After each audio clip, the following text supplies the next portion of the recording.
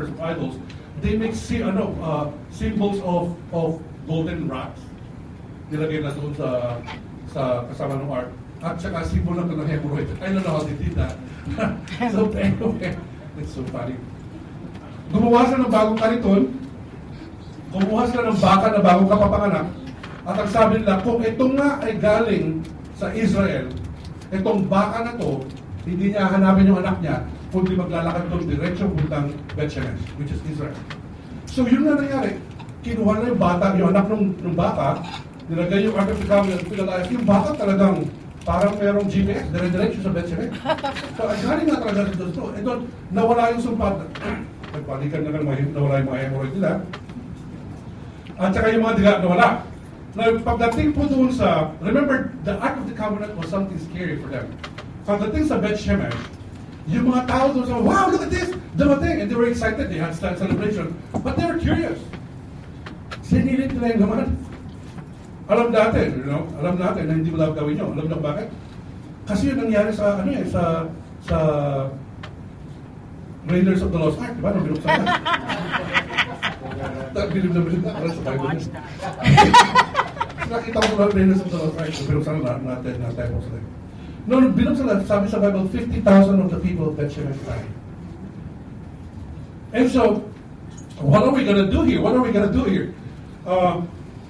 From Shiloh, yung towns ng Israel, yung kanila, yung sa Gath, Ekron and Ashdod, maraming na peste. And then, here we go, sabi ni David, ano kunin ko nga? Kasi nandito ako ako hari, let me go get them. I want the presence of God. Pagdating doon, gumawa sila ng bagong kariton. And then lagay doon, and then yung baka na talisod. Alam mo naman yung si Uzzah, hinawakan niya. And the Lord killed him because of his reverend heart. And David, along with his worshippers, 30,000 nandun, cancel the worship service. Dali niya sa bahay ni Obed-Edom. Kasi yung bahay ni Obed-Edom, sa tabi ng kalye. And Obed-Edom was not an Israelite. He's a Gittite. At kung papatay ito, patay ka lang yung foreigner o tayo. So sinaksak na doon. Uwi na! Cancel the service. Ano gagawin natin dito? Ang daming nagkaroon ng angkuranas doon sa kabilang bansa. Nilusob sila ng mga daga. Yung Diyos nagkabagsakan. Pinatay 50,000 ng mga taga Bethshemesh. Tapos nandito sa atin pinatay Susa. How can we handle this? The Ark of the Covenant practically was a weapon of mass destruction. If you don't know how to handle it, it will kill you. So David went up there. Ano ba mali natin? Mga tayo ng bagong SUV, hinabot natin. Wala na. And then nung sinaksak na sa bahay ni Obed-Edom, you know what's interesting? I was reading at the Jewish yung rendering nung nangyari was this. Obed-Edom, nung dinala sa bahay niya, ano ginawa niya? Pag umaga, nagsisindi siya ng kandila, nilalagay niya doon sa Ark of the Covenant. Sa habang nagsisindi ulit siya ng kandila, he just honored the presence of God. And you know what happened? 8 ang kanyang anak. According to Jewish tradition, every month merong nanganak sa bahay niya ang 2. Wow, sabi. And for the Jews to have many children is like the sign of God.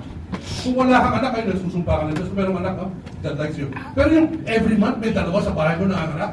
Wow! Talaga yung ano ba tawag dito, yung midwife, medyo. And this is what they heard. Sabi, alam mo ba, ano pinapapala si Obed-Edom doon? Ang sabi ni David, you know what? I want that back. I want that back. And so he studied and he realized that hindi pala dapat nilalagay sa kariton si Lord. Siya pa rin dapat nasa balikan. Kasi natuto sila doon sa kanilang kapitbahay ng mga Philistines na nilagay sila sa kariton. And you know the problem with us Christians is when we see somebody doing it, we think it's okay. Ginawa na gawin din natin yun. But the Lord has laid out policies and procedures whereby this is how you should handle my presence.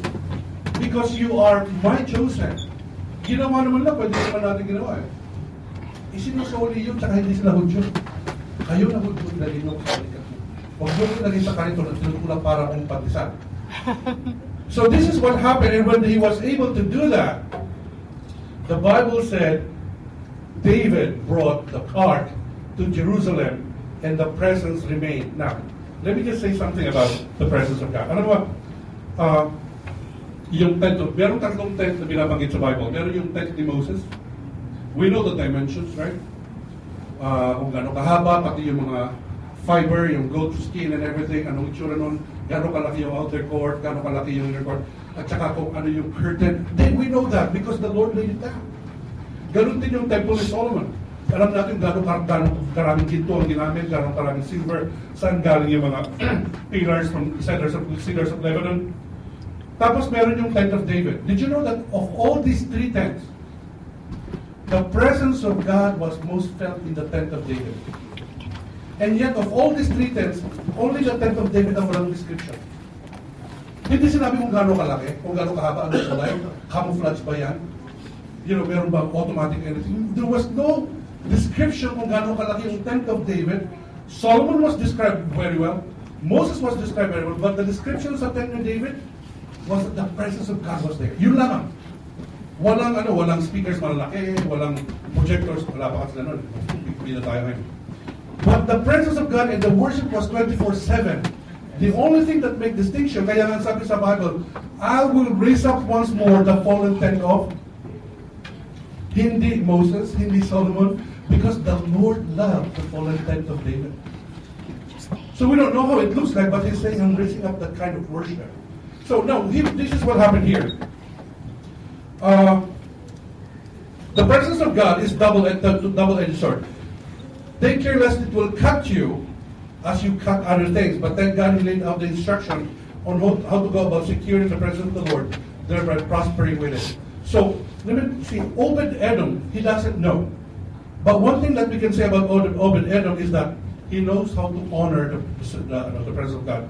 Yung Obed, actually, ang ibig sabihin ng Obed is a servant, a spiritual servant. Yun ang pangalan niya, Obed. Ang Edom is red or flesh or blood, anything red. Makita mo dito, it's actually a play of words. It's prophetic because Obed-Edom therefore is a servant of the Lord. Right? And he saw that, he prospered in that. Although he was a Gittite, he actually became a convert to Judaism. And after, alam niyo, Obed-Edom becomes actually one of the worshippers. Meron 62 worshippers in David. Isa siya sa atin naging big time, and he became a gatekeeper in the tent of the Lord. Just like Joshua. Now, again, meron po naalala natin, meron yung expediency of the necessary. The Lord is saying, I must be honored. Naalala niyo yung, when I was preaching one time about yung anak ni Aaron, the Lord said, put fire, but the fire that they used was the fire from their kitchen. At ang sabi sa Bible, tinupok sila. Ang sabi ni Moses, ang sabi ni Lord, but what you have brought a strange fire. Sometimes to bring the presence of God, for expediency we make a cart. Sometimes for expediency we just take any fire. Pero ang sinasabi ng Panginoon is, take time to know my will. Take time to know my will. Take time and have passion. Have passion on the things that I'm passionate with. Now, nung narinig ni David that Obed-Edom was blessed, he decided to bring the ark to Jerusalem. So he did the research, he found out it has to be carried. And while he was going about his worship, yung pong asawa niya, si Michal, was the daughter of Saul. Ito yung unang asawa ni David. She was looking over, and ang sabi sa Bible, in his heart, he despised David. Kasi dapat hari siya eh. Na nakadapit dapat siya ng korbata.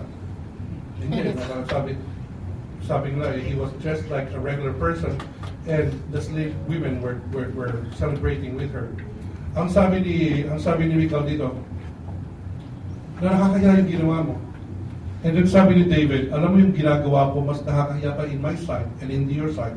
But in the sight of these people that you think na minamalit nila, I will be honored. And then the conclusion of the Bible was this. From then on, Michal never had a child. Again, ang sabi sa Bible, biblically, if you don't have a child, you're cursed. If you have a lot, you're blessed. Now, in that short story, merong dalawang contrast. Obed-Edom, not even a Jew, a Gittite, somewhere over there, isinaksak sa kanya yung weapons of mass destruction just in case sumabog muli yan, at least kayo ang mamatay, hindi kami. But he knew how to honor the presence of God. That was his visitation. That was his visitation, and he recognized it. In the simplicity of his life, he brings out a candle in the morning and a candle at night. A candle in the morning, a candle at night. And he was blessed. His blessing was so big that the king heard about it. And then the king said, I want that back. And here's Michal. Michal, let's look at it. Si Michal po is anak ni Saul. She is a princess. A princess marrying a king, that secures a dynasty. Don't you think so? Alam mo na yung maging anak mo will become, ano pa pangalan ito, sa England ngayon? Hindi ko na maalala yung mga chismis na yan. Praise, ano mag-usap na tayo? Meron silang bagong anak, di ba? Dalawa na anak nila. But the firstborn will be next in throne to be the king. Yung ngayon na pag nawala si Queen Elizabeth, at a proper age, he will become the king of England. Amazing. Like England will have a king for the first time for almost 100 years.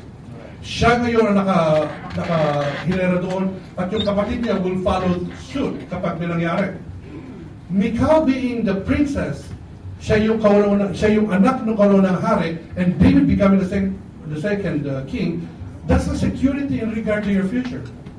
But because of her bad attitude, and she verbalized it, makikita natin dito, she practically cut off yung branch of the posterity of her family because of her attitude.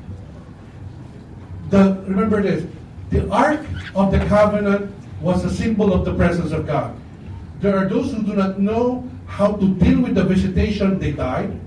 There are those who do not know, but they know how to honor, they were prospered. And here's another one, si Michal, who has all the resources and the genealogy at saka yung hereditary stuff of royalty behind her, securing a posterity of the throne forever probably. But because of her bad heart, bad attitude, bad mouth, what happened? Putol. Right there and then, putol yung posterity ng life ng lahi ni Saul from her side. Now, Matthew chapter 12, verse 38 to 37. Let me read this. I think I have it there. Make a tree good, and its fruit will be good. Or make a tree bad, and its fruit will be bad. For a tree is recognized by its fruit. You brood of vipers, how can you who are evil say anything good? For the mouth speaks what the heart is full of. A good man brings good things out of a good stored up in him, and an evil man brings evil things out of the evil stored up in him. But I tell you that everyone who will have to give an account, on the day of judgment for every empty word they have spoken. For by your words will you be acquitted, and by your words you will be condemned. By your words you will be acquitted, and by your words you will be condemned. Now, I was studying this. Does this mean that on the day of judgment, titignan Lord yung mga sinabi ko? I believe this is before the great day, yung white throne judgment. This is about a specific judgment day on specific times in our life. This is about when, alam mo yung, may mga taong very boastful, very loose with their words and nothing's happening. But one day this will come back to them. One day this will come back to them, and then it will bite them into, I wish I did not say that. I wish I did not say that. Kasi ang sabi niya dito for by your words will you be acquitted. You will be acquitted by your words. Or by your words you will be condemned. So out of the abundance of your heart, actually, your mouth will speak it. Alam mo kung mayroong tubig, mayroong bote, natapon, nakita mo na lumabas doon is brown, na may mga buo pang anything, marumi. Would you bother, titignan mo ba kung anong naiwan sa loob? You know kung ano yung lumabas, galing yung sa loob, yun na yung loob doon eh. There's no reason to look inside, because it already came out. Doon, pag nabaldi na tapon, and it's greasy, it's dirty, you don't even have to bother looking what's inside, what's left inside the pail, because you know what came out is the same inside. And God is saying, the things